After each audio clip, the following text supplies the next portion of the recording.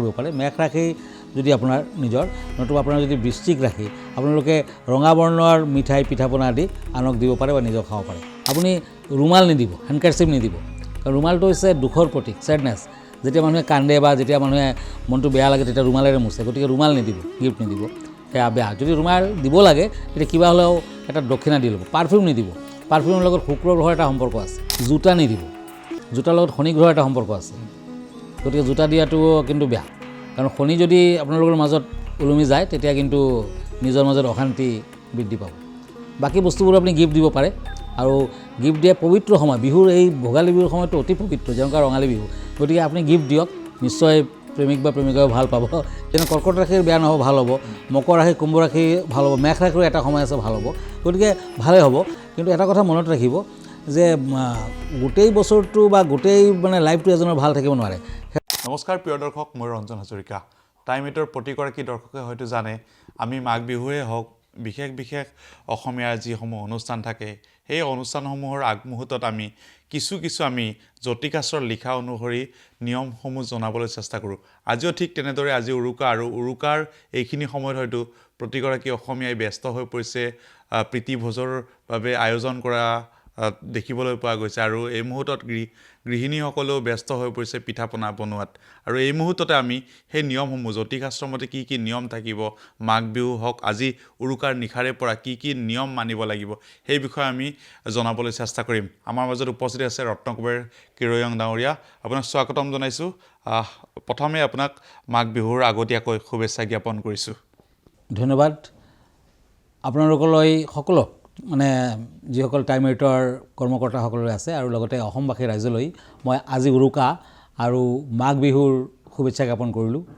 মনত ৰাখিব উৰুকাৰ পিছদিনাখন মানে কাইলৈ ৰাতিপুৱা যেতিয়া একেবাৰে পুৱা ভাগত যেতিয়া মেজিত জুই দিয়া হ'ব তেতিয়া কিন্তু মেজিত জুই দিয়াৰ লগে লগে আমি যদি মেজিত অকণমান পিঠা পনা আৰু তিল ছটিয়াই দিব পাৰোঁ যিমান গ্ৰহগতি আছে গ্ৰহগতিৰ কোনো ধৰণৰ অশুভ ভাৱ বা অশুভ ফল আপোনাৰ ওপৰত বৰ্ষিত নহ'ব গোটেই বছৰটো আপুনি আনন্দৰে কটাব পাৰিব ভালেৰে কটাব পাৰিব কাৰণ অগ্নিক জাতবেদ বুলি কোৱা হৈছে গতিকে এই জাতবেদত যদি আপুনি কিবা পিঠা পনা আদি উৎসৰ্গা কৰিব পাৰে তেতিয়া কিন্তু নিশ্চয় আপুনি গ্ৰহগতিৰ শুভ ফল ভোগ কৰিব পাৰিব আৰু লগতে মনত ৰাখিব অগ্নিত মানে মেজিৰ জুইত আপুনি যদি আলু পুৰি খায় তেতিয়া পিছৰ জন্মত কিন্তু গাহৰি হৈ জন্মগ্ৰহণ কৰিব নালাগে বিহু কথাত তেনেকুৱা কথাও আছে দিয়ক গতিকে এই পবিত্ৰ সময় আৰু পবিত্ৰ সময়ত আপুনি ভেলাঘৰ আৰু মেজি নিশ্চয় আপুনি বনাইছে আৰু ভেলাঘৰ আৰু মেজিত কিন্তু এসাঁজ যে খোৱাৰ আনন্দ সেয়া মানে আমি ভাষাত বুজাব নোৱাৰিম আমি সৰুৰে পৰাই তেনেকুৱা পালন কৰি আহিছোঁ আৰু আমাৰ পূৰ্বপুৰুষসকলেও কিন্তু তেনেকুৱাকৈ পালন কৰি আহিছে আৰু ভেলাঘৰ আৰু মাঘ বিহুৰ যি ঐতিহ্য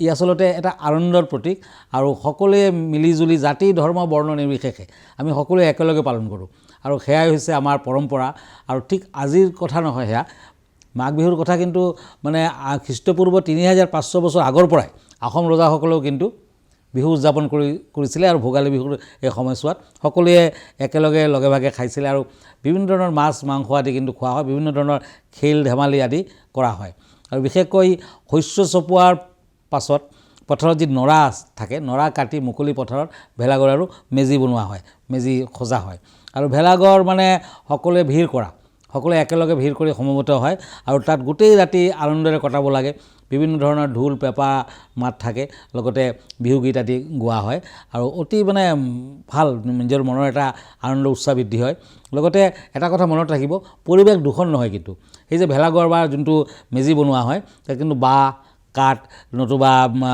শুকান কলপাত আদিৰে কিন্তু মেজি বনোৱা হয় বা ভেলাঘৰ বনোৱা হয় আৰু উৰুকাৰ কেন্দ্ৰবিন্দুৱে হ'লে ভেলাঘৰ গতিকে এই ভেলাঘৰত কিন্তু যেতিয়া গীত বিহুগীত আদি গোৱা হয় তেতিয়া কিন্তু সকলোৰে মনত গোটেই ৰাতি গোটেই বছৰটোৱে যেনে আনন্দৰে মানে কটাব পাৰে বা তেনেকুৱাই হয় আৰু সুস্বাদু ব্যঞ্জন আদি বনোৱা হয় তাত বিভিন্ন ধৰণৰ খোৱা খাদ্য পৰম্পৰা অনুসৰি ডেকা আৰু ল'ৰাবোৰে গোটেই নিশা তাতে কটায় আৰু চুৰ কৰা এটা প্ৰথা আছে মানে ওচৰ চুবুৰীয়াৰ পৰা কিছুমান বয় বস্তু চুৰ কৰি আনে আজিও আছে এই প্ৰথা আজিও আছে আৰু যেতিয়া পিছদিনাখন আপুনি অগ্নিক সেৱা কৰিব যেতিয়া আপুনি অগ্নি মানে জুই লগাব মেজি যেতিয়া জুই লগাব তেতিয়া কিন্তু এটা মন্ত্ৰ মাতিব লাগে অগ্নি প্ৰজ্বলিত বন্দে মাত্ৰ হুতাশুন সুবৰ্ণ বৰ্ণমলং জ্যোতি ৰূপায়তে নমঃ এই মন্ত্ৰটো আপুনি মাতিব সন্ধিয়া হোমযজ্ঞ কৰিব নিজৰ ঘৰতো হোমযজ্ঞ কৰিব লাগে আৰু অগ্নিজ্যোতি জোতাৰাদে বলি এই মন্ত্ৰটো মাতিব লাগে। পিঠাপনা ইতিমধ্যে বনোৱা ষ্টাৰ্ট হৈ গৈছে, গোটেই অসম জুৰি পিঠাপনা বনাই আছে সকলোৱে। আৰু পিঠাপনা কিন্তু মনত ৰাখিব, যেতিয়া আপুনি অগ্নিত মানে যেতিয়া মেজি জুই দিয়া হ'ব আৰু তাতে পিঠাপনা অকণমান দিব লাগে, তাৰ পাছতে আপুনি পিঠাপনা খাব পাৰে। কিন্তু ইয়াৰ আগতে আপুনি গৰখীয়াক দিব লাগে, পিঠাপনা খুৱাব লাগে, সৰু সৰু ল'ৰা ছোৱালীক পিঠাপনা খুৱাব লাগে। তেতিয়াহে আপুনি পিঠাপনা খাওক, আনকো দিয়ক, নিশ্চয় আনন্দ লভিব আৰু সকলো ধৰণৰ মানে শুভ কৰ্ম বা শুভ কাৰ্যত আপুনি আগবাঢ়িব পাৰে, কৃতকাৰ্যতা লাভ কৰিব পাৰিব। আৰু বিভিন্ন ৰাশিৰ লোকসকলে বিভিন্ন ধৰণৰ কালাৰ আপুনি উদযাপন কৰিব পাৰে। মেঘ ৰাশি যদি আপোনাৰ নিজৰ, নতুবা আপোনাৰ যদি বৃশ্চিক ৰাশি, আপোনালোকে ৰঙা বৰ্ণৰ মিঠাই পিঠাপনা আদি আনক দিব পাৰে বা নিজেও খাব পাৰে। যদি বৃষ ৰাশি নতুবা তুলা ৰাশি, আপুনি বগা কালাৰ যেনে তিলৰ পিঠা, বগা পিঠাটো আপুনি ইউজ কৰক, বগা তিলেৰে আপুনি তিলৰ লাড়ু খাওক, তিলৰ লাড্ডু খালেও আপুনি উপকৃত হ'ব। তিলটোতো তিলৰ অবিহনে তিল সংক্ৰান্তি বুলি কোৱা হয়। আৰু এই মকৰ সংক্ৰান্তিৰ দিনা বহুতে পৰশুৰামত যায়, গা পা ধুৱে, তেতিয়া আশীৰ্বাদ লাভ কৰিব পৰা যায়। এনেও আপুনি মকৰ সংক্ৰান্তিটো তেনেকুৱাকৈ পালন কৰক। যদি আপোনাৰ কৰ্কট ৰাশি, আপুনি বগা তিল পিঠা ইউজ কৰিব পাৰে। যদি আপোনাৰ মিথুন ৰাশি মানে জেমিনি, নতুবা আপোনাৰ যদি কন্যা ৰাশি ভাৰ্গ, তেতিয়া গ্ৰীণ কালাৰৰ পিঠাপনা আপুনি ইউজ কৰিব পাৰে। যদি আপোনাৰ ছাপ'জ তুলা ৰাশি হ'লেও বগা, ঠিক তেনেকুৱা আপুনি বৃশ্চিক ৰাশিৰ জাতক জাতিকা হ'লে ৰেড কালাৰ। যদি আপোনাৰ ধনু ৰাশি নতুবা আপোনাৰ যদি চেৰিটিৰাছ মানে নতুবা মীন ৰাশি, তেওঁলোকে কিন্তু হালধীয়া কালাৰটো ইউজ কৰিব লাগে। যদি মকৰ ৰাশি, কেপ্ৰিকৰ্ণ নতুবা একুৰিয়াছ, কুম্ভ ৰাশি, এওঁলোকে ব্লু কালাৰ ইউজ কৰক। নীলা কালাৰৰ পিঠাপনা, ইভেন নীলা কালাৰৰ ড্ৰেছো সেইদিনাখন আপুনি পিন্ধিব পাৰে, ৰুমাল আদি নিজৰ লগত ৰাখিব পাৰে, নিশ্চয় ফল লাভ কৰিব পাৰিব। এই মুহূৰ্তৰ পৰা কি কি নিয়ম থাকিব? এই মুহূৰ্তত হয়তো আমাৰ সময় হৈছে 9 বাজিছে, 9 বজাৰ পৰাই উৰুকাৰ নিশা হয়, উৰুকাৰ নিশা আচলতে কি জানে, আমি একেলগে মিলা প্ৰীতি কৰি যোনটো ভোজ ভাত খাওঁ, তাত কিন্তু দুখীয়া লোকসকলক আগবঢ়াব লাগে। দুখীয়া লোকসকলক যদি আপুনি এই মুহূৰ্তত বিভিন্ন ধৰণৰ যি আমি খোৱা খাদ্য গ্ৰহণ কৰোঁ, আমি আমিষ খাওঁ বা নিৰামিষে খাওঁ, বহুতে আমিষে খায় মেক্সিমাম, কিন্তু গতিকে তেওঁলোকক যদি আগবঢ়াব পাৰোঁ, তেওঁলোকক যদি বিশেষকৈ যেনেকুৱা ৰঙালী বিহুত কাপোৰ কানি দিয়া হয়, এইটো বিহুতো কিন্তু আপুনি নতুন কাপোৰ কানি গামোচা আদি কিন্তু তেওঁলোকক দিব পাৰে, মানে দুখীয়া লোকক দিব পাৰে। তাৰপাছত আপুনি আনন্দ উৎসৱ কৰক, ভাল হ'ব। আৰু বিহুত কিন্তু গছ বন্ধা এটা নিয়ম আছে, মানে লোকবিশ্বাস অনুসৰি উৰুকাৰ দিনা ডকামকালৈতে ঘৰৰ লাগনি যিবিলাক গছবোৰ আছে, বিভিন্ন ধৰণৰ আম গছ, কঁঠাল গছ, তামোল গছ, নাৰিকল গছ আদি থাকে, তাত কিন্তু আপুনি খেৰ আদি দি পেলাই নৰাৰে আপুনি গছ বান্ধিব পাৰে, তেতিয়া গছৰ বৃদ্ধি হয় আৰু ইয়াৰ লগে লগে আপোনাৰ ফলন ভাল হয়, তাৰমানে ফল আপুনি আমি ভালকৈ পাওঁ। গতিকে গছ বন্ধা ৰীতিটো বহুতে পালন কৰে, তেনেকুৱাকৈও পালন কৰিব পাৰে। বহাগ বিহুৰ প্ৰেমিক প্ৰেমিকাৰ হয়তো বহু বিয়া আমি দেখিবলৈ পাওঁ। মাঘ বিহুৰ ক্ষেত্ৰতো তেনেকুৱা কিবা প্ৰেমৰ ক্ষেত্ৰত কিবা থাকিব নেকি? হয়, বিহু গীতত কোৱা হৈছে, তোমালৈ চাওঁতে মেজিৰ জুই পথাৰতে, বিন্দিলে আঘৰি আঘুলে, তোমাৰো মনে গ'লে মোৰো মনে গ'লে, কি কৰিব জাতি কুলে। তাৰমানে এই সময়ছোৱাত আচলতে পুহ মাহত বিয়া বাৰু নহয়, কিন্তু এই সময়ছোৱাত যদি প্ৰেমিক প্ৰেমিকাসকলে নিজৰ মনটো বান্ধি লয় আৰু কোনে কি ক'ব, তেওঁলোকৰ নিজৰ মনটোৱে আচল, তেতিয়া কিন্তু এই সময়ত বিয়াবাৰুৰ কথা ভাবিব পাৰে। মাঘ মাহত নতুবা ফাগুন মাহতো কিন্তু বিয়াৰ কাৰণে বা বিয়াবাৰুৰ কাৰণে আপুনি আগবাঢ়িব পাৰে। যিহেতু এই নিশাটো পাৰ হ'লে আমি মেজি পুৱাবলৈ যাম, মেজিত যোৱা মন্ত্ৰটো এবাৰ কৈ দিব নেকি? হয়, মেজিত যেতিয়া জুই লগাব, জুই লগোৱাৰ সময়ত আচলতে ঋগ্বেদৰ মন্ত্ৰ, সেই ঋগ্বেদৰ মন্ত্ৰ মাতিব লাগে। অগ্নি প্ৰজ্বলিতং বন্দে জাতবেদ, সূতা শুন সুবৰ্ণ বৰ্ণমলং জ্যোতি ৰূপায়তে নম। এই মন্ত্ৰটো আপুনি মেজি জুই দিয়াৰ সময়ত মাতিব। আৰু যেতিয়া ৰাতি নিজৰ ঘৰত যদি যা যজ্ঞ কৰে, বহুতে নাজানে কিন্তু একচুৱেলি মেজি জুই দিয়াৰ পাছতো নিজৰ ঘৰতো যা যজ্ঞ কৰিব লাগে, তেতিয়া মানে যজ্ঞৰ আগত আপুনি যেতিয়া আহুতি দিব তেতিয়া মাতিব লাগে, অগ্নিজ্যোতি জ্যোতিৰাগ্নি বুলি, অগ্নিজ্যোতি জ্যোতিৰাগ্নি বুলি যিমানবাৰ পাৰে আপুনি মাতি থাকক, তেতিয়া দেৱ দেৱীৰ আশীৰ্বাদ লাভ কৰিব পাৰিব, গ্ৰহগতি আপোনাক অনিষ্ট কৰিব নোৱাৰে। কিবা প্ৰেমিক প্ৰেমিকাৰ বাবে উপহাৰ থাকিব নেকি এবাৰ মাঘ বিহুত দিবলগীয়া? হয়, নিশ্চয় আছে, কিন্তু মনত ৰাখিব, প্ৰেমিক প্ৰেমিকাসকলে যদি কোনোবাক উপহাৰ দিম বুলি ভাবে, ইয়াৰ আগতে কিন্তু পিঠাপনা লৈ গাৰ্জেনৰ ওচৰত, মানে ডাঙৰজনৰ ওচৰত যাব লাগে আৰু ডাঙৰজনক পিঠাপনা আগবঢ়াব লাগে, ভৰিত ধৰি সেৱা কৰিব লাগে, আৰু বহুতে গামোচা দি দিয়ে, আৰু সৰু ল'ৰা ছোৱালীক মৰম স্নেহ কৰি পিঠাপনা খুৱাব লাগে। তাৰ পাছত যদি প্ৰেমিক প্ৰেমিকাসকলে এজনে আনজনক কিবা গিফ্ট দিব পাৰে, কিন্তু মনত ৰাখিব, জোঙা বস্তু গিফ্ট নিদিব।